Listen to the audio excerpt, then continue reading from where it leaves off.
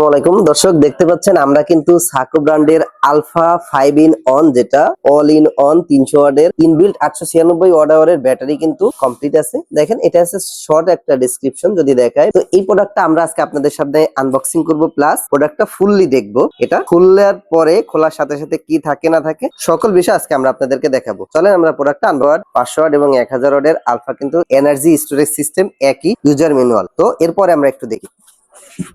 Wow দর্শক, দেখেন কত সুন্দর একটা প্রোডাক্ট এবং কত হেভি ভাবে এটা কিন্তু কমপ্লিট করা আছে, কত হেভি ভাবে ককশিট দেওয়া আছে। এই পাশে যদি একটু দেখাই, দেখেন এইটা আমরা যদি একটু টান দিই, এটা কিন্তু এসি চার্জিং কেবল। এটার মাধ্যমে কিন্তু কারেন্টের মাধ্যমে আমরা ব্যাটারিকে চার্জ করি। এই জায়গা থেকে আমরা এসি চার্জিং দেখাচ্ছি যে ইনপুট 230।